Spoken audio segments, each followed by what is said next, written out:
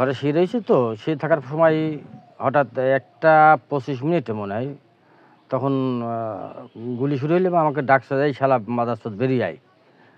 তা আমি তো কথাবার্তা বললাম না। বলার পরে তারপরে গুলি টুলি করে তারা তার মতো চলে গেল, তো দেখিয়ে নেব এই বলেই তারা চলে গেল এবং গুলি কয়েকটা করে গেল। তা প্রশাসনের লাইন দেখলো, ওসিকে ফোন দিলাম, এসপিকে ফোন দিলাম, সবাইকে ফোন দেওয়ার পর ওনারা আসছে, দেখছে এবং সবাই গুলি করে কয়েকটা পাইছো, এরা পায়া দেখে গেছে, তদন্ত করছে।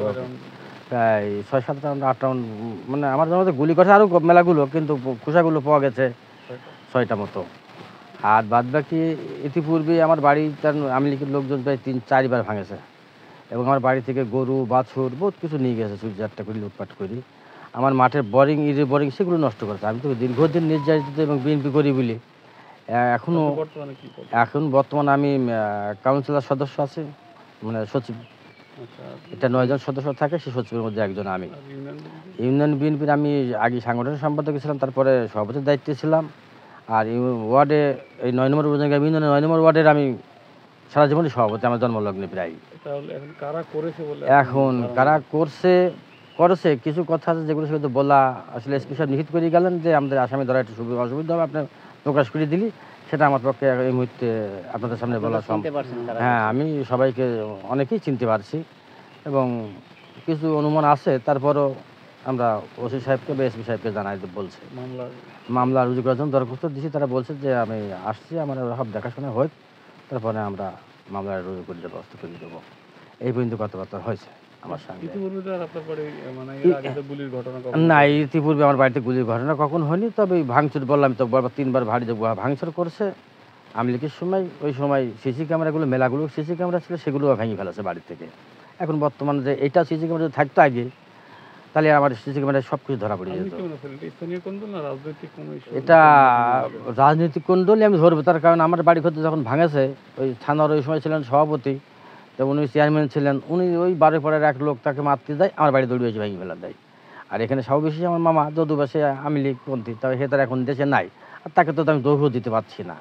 এখন এইসব হাল ধরার জন্যই এইসব সামাজিক নাট্যকাট্য এইসব করছে। লাট্টু সাহেব আমার চাচা যদুবা, উনি এইসব হাল ধরে কখনো আগে করতেন কমিউনিস্ট, তারপরে শ্রমজীবী, তারপরে জেলখানায় কিছুদিন থাকার পরে এখন আবার বর্তমান উনি জামাত ইসলামে যোগ দিচ্ছেন।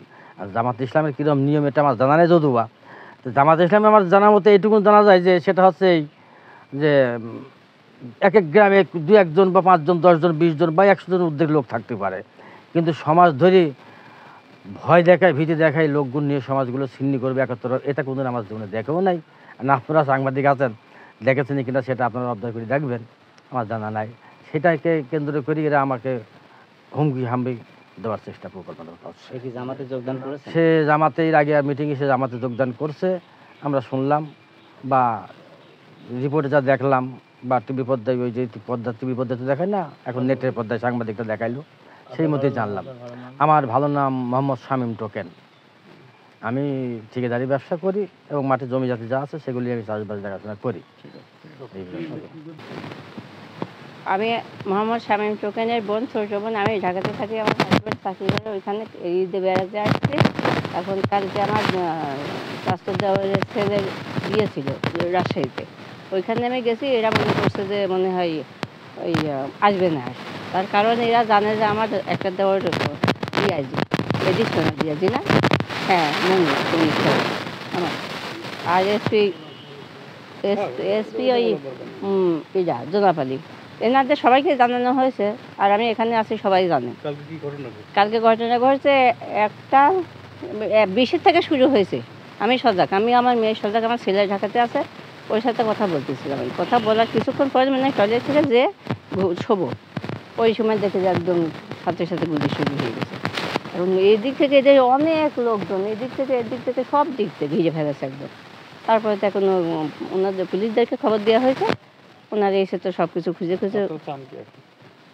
এখন এইটা তো বিচার হবে। না হলে আমার ভাই একা থাকে, তার মানে তো কেউ থাকেনি, ভাই তো মারিয়ে ফেলেছি যেতে পেতে। এটা ভাই জানে, আমি তো থাকি না। আমার নাম লাকি, দৌলতারা ফেরদৌস লাকি। হ্যাঁ, ভিতরে চলছে। এই রাত্রি যে ঘুম থেকে উঠে শুনলাম যে এই ঘটনা ঘটছে।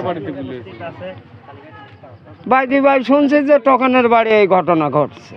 আচ্ছা, তো কারা বা কাহারা করলো এটা তো আর আমরা জানি না। আপনারা কি চান? আমরা চাই এটা শান্তি।